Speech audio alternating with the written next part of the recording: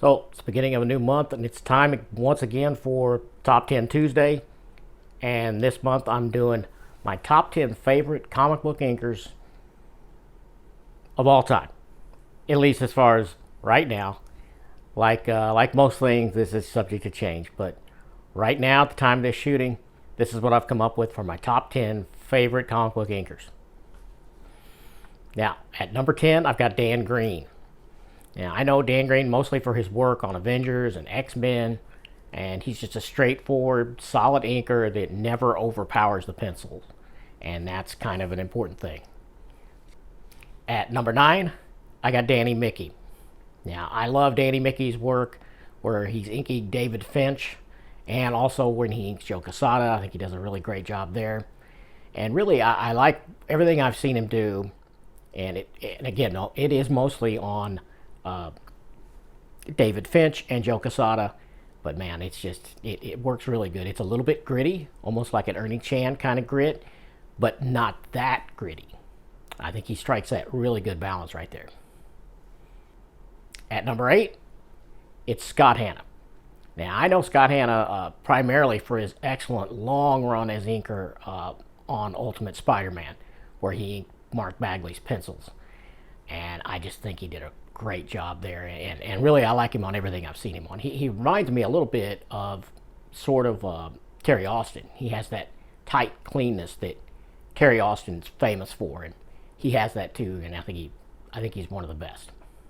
At number 7, I got Al Milgrom.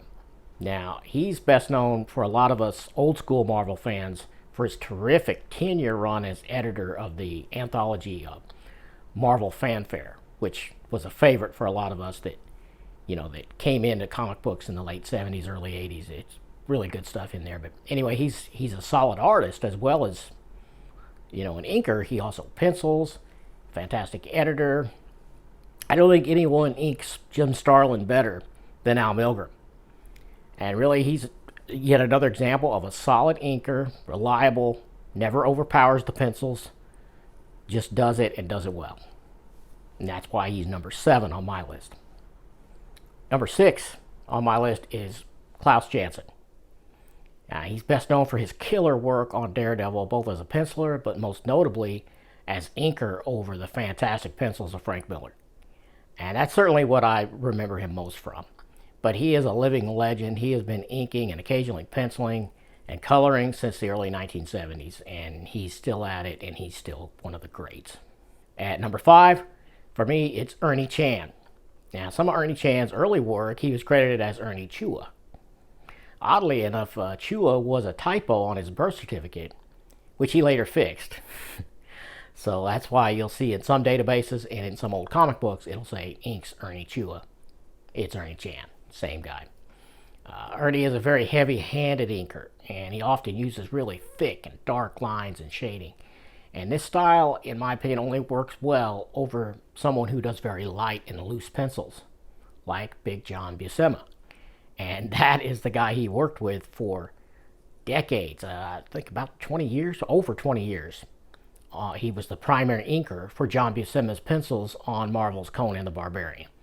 And that's what a lot of people remember him from, and that's what I know him from. Now, he has done a lot of penciling work, too, and he's worked for DC a little bit. He did Claw the Unconquered. I think he penciled and inked a lot of that. And, yeah, he's another great. But it is a very dirty and heavy-handed style that not everyone likes. I think even John Buscema didn't really... I don't want to misquote, but I don't think he really loved the look that Ernie Chan gave to his pencils. But he must not have cared too much because he let him do it for over 20 years. But, At number 4, it's Joe Rubinstein. Now, I didn't check that. It could be Stein, but I do believe it's Rubinstein. Another solid inker and also a really good penciler. Joe Rubinstein holds the Guinness World Record for inking more pencilers than anyone else. That's crazy, but yeah, he is one of the greatest of all time for sure. Some of my favorites of his include the stuff he did on Micronauts, over Michael Golden, and that was one of the first books I picked up and started collecting and reading, religiously when I was young, and I remember his inks just nice, very nice. And the original Wolverine miniseries, where he inked Frank Miller. And that, is well regarded by everyone, really. I did get his autograph on an Uncanny X-Men cover. I'll show that here. At number 3, I got Tom Palmer. Now, Tom Palmer has been a Marvel inker on some of the greatest runs ever, including Tomb of Dracula, where he inked the great, great Gene Colan. And he has this kind of painterly style and for his brushwork, and it just, it works so good, and it gives everything a really classy look.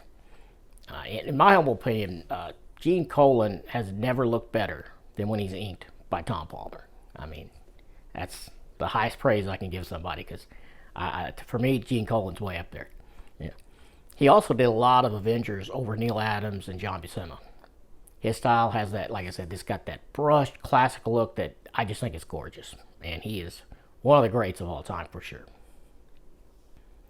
At number 2, I've got, of course, Terry Austin.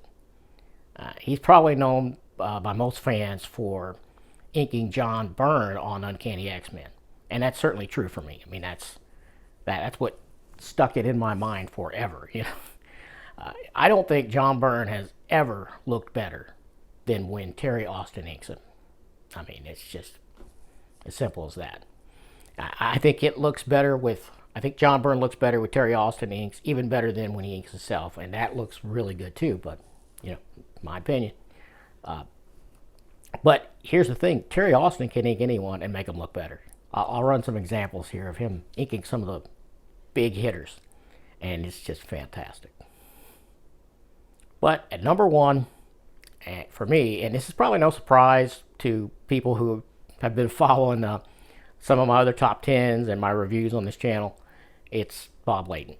Bob Layton, for me, is my number 1 favorite inker, comic book inker of all time. And, of course, he's also a great penciler. And he's probably best known, certainly for me and a lot of fans of my generation and beyond, as the ultimate Iron Man inker. Like I've said many times, some may be tired of hearing me say it, but he put the shiny in the metal. He made Iron Man's metal look metallic. And I don't think that had really happened much before Bob Layton came on the series. But anyway, he is a fantastic inker. He's known for this very shiny quality, like I said, and it's just got this polish and tightness to it that's sort of similar to Terry Austin, a little heavier, I think, but it works really well, and I just love it. Can't get enough of it. So that's why he's my number 1 favorite comic book inker of all time. Yeah, what are your favorites? Go ahead and post those down in the comment section. I'd love to know what you think and what your favorites are. I think that inkers often don't get enough credit, and I rarely see them talked about on comic book YouTube. I don't know why. Because the wrong inker can take good pencils and just make them look terrible. And the right inker can elevate them beyond what they were. And often a really good inker can save some very sloppy pencils. So, to me, it's super important. And, I mean, I've been reading a run before, and I got comfortable and used to a certain inker style over penciler, and then at some point, they change inkers. And sometimes it's bad, it's jarring. It can be as jarring as changing pencilers. So, the inker is super important. But anyway, tell me what you think. And if you like my content, please subscribe if you haven't already. Give me a like if you like this thing. And, I'd love to have you come back for more. And I do have a Patreon. I don't have levels or any of that stuff or minimums. If you want to help out the channel, help me keep this thing going, and you want to donate something, you're able to. I do have a Patreon. It's down in the doobly-doo. See ya.